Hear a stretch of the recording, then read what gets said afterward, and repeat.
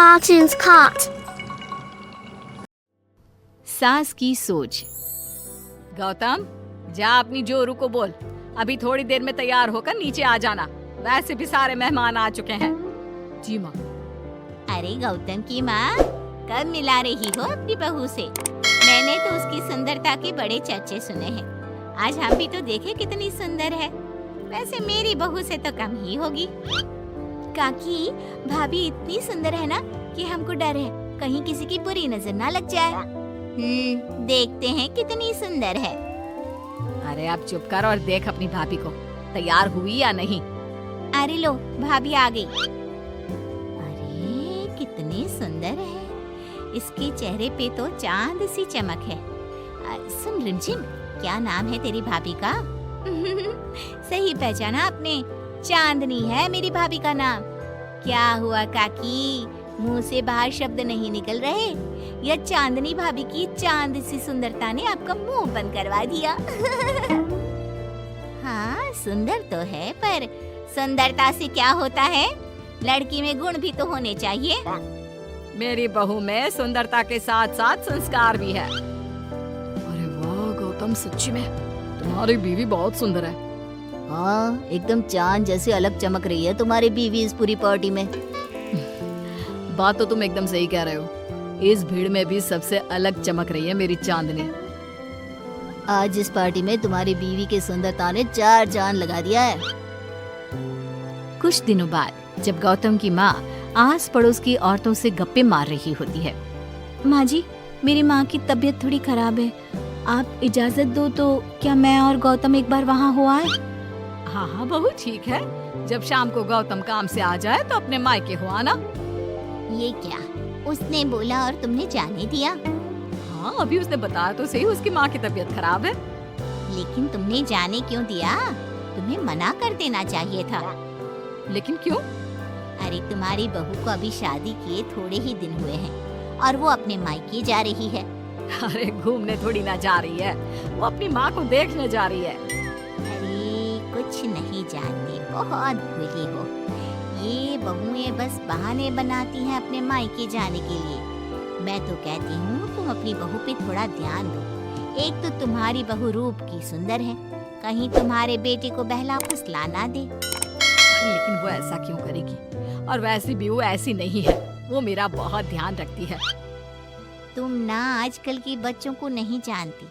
शुरू शुरू में ये सास की सेवा करना, परिवार का ख्याल रखना बहुत अच्छे से जानती है और पीठ पीछे अपने पतियों को परिवार से अलग होने की सलाह देती रहती है। क्यों बहनों, क्या मैं गलत कह रही हूँ? हाँ, वैसे बात तो सही है आपकी। और पता है, मेरी बहन की बेटी की शादी को अभी 1 महीना भी नहीं हुआ और उसका बेटा अपनी बीवी की हर बात मानता है। और तो और अपनी बीवी के लिए अपनी माँ से लड़ता भी है। पूरा का पूरा अपनी जोरू का गुलाम बन गया है। तुम्हारी बहू वैसे भी इतनी सुंदर है, ऊपर से पढ़ी लिखी भी है। और आजकल की पढ़ी लिखी लड़कियां अपने पति को चिकनी चुपड़ी बातों में फंसाकर अपना काम निकलवाना जानती है। हाँ। अरे हाँ, पर मेरी बहू चांदनी समझदार है। हाँ, यही तो बात है। तुम किसी के चेहरे पे देखकर उसके दिमाग में क्या चल रहा है वो थोड़ी ना बता सकती हो। और हाँ, अपनी बहू के चांद से सुंदर चेहरे को देखकर धोखा मत खा जाना।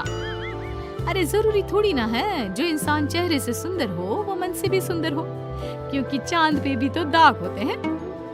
थोड़ी देर बाद सभी अपने अपने घर चले जाते हैं। शाम को चांदनी और गौतम घर आते हैं। और बहू, माँ को देखाई? जी माँ जी, अब थोड़ा ठीक है।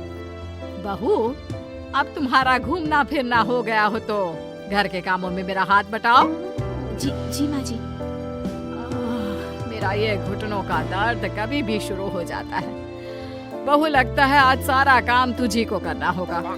कोई बात नहीं माँ जी, काम ही तो है, काम तो होता रहेगा। आप पहले अपना ख्याल रखिए। ठीक है, अब तो इतना बोल ही रही है तो मैं अपने कमरे में आराम करने जा रही हूँ। अगले दिन सुबह जब गौतम ऑफिस के लिए निकल रहा होता है। माँ, अब कैसा है तुम्हारे घुटनों का दर्द? ज्यादा तो नहीं हो रहा? नहीं तो शाम को चांदनी आपको डॉक्टर के पास दिखाएगी। तुझे किसने बताया?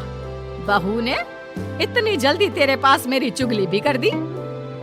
चुगली नहीं, उसे आपकी चिंता है इसलिए उसने मुझे बताया। उसे डर था कहीं आपका दर्द बढ़ ना जाए।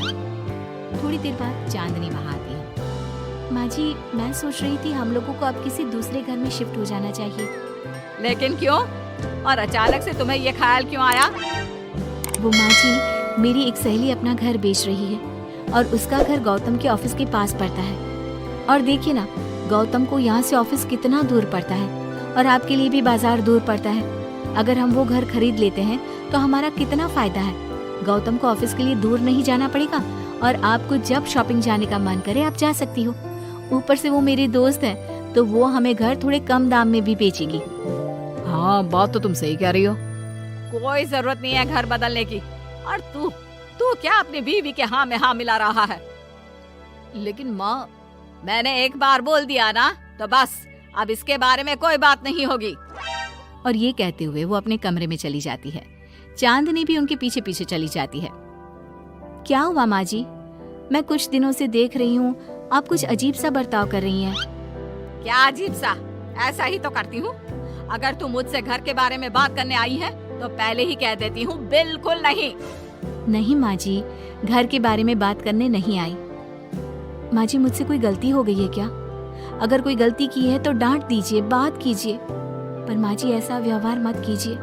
मैं बिल्कुल बुरा नहीं मानूंगी। और अगर आप अभी बताना नहीं चाहती तो आपका जब मन करे बता देना। मैं बस इतना ही कहने आई थी। कहीं मैं आस पड़ोस की औरतों की बातों में आके अपनी बहू के साथ गलत तो नहीं कर रही? और वैसे भी वो सही तो बोल रही थी। उसने मेरे और गौतम के बारे में ही तो सोचा। वो हमारे बारे में इतना सोच रही है और मैं दूसरों की बातों में आकर उस पर शक कर रही हूँ। कुछ दिनों बाद काकी गौतम के घर गौतम की माँ से मिलने आती है। और गौतम की माँ, कैसी हो? मैंने सुना तुम घर बदल रही हो। हाँ, वो वहाँ से गौतम का ऑफिस पास पड़ता है ना, वहाँ की तरफ ज्यादा सुविधाएं भी हैं।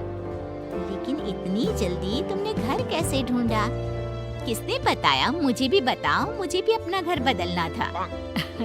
ये चांदनी का आइडिया था, उसी ने घर ढूंढा। देखा, मैंने कहा था ना, इसने अभी से अलग घर ढूंढना भी शुरू कर दिया। देखो, इसमें मेरी भी रजामंदी है। और तुम क्या मेरी बहू की जासूसी करने यहाँ आती हो या मेरा हाल चाल पूछने?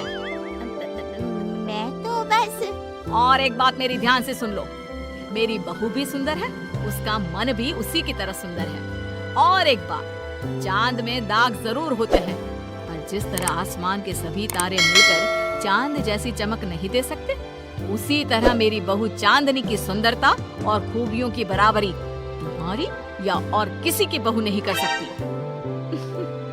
कहने की जरूरत नहीं। काकी कोई भी जवाब दिए बिना चुपचाप वहाँ से उठकर चली जाती है।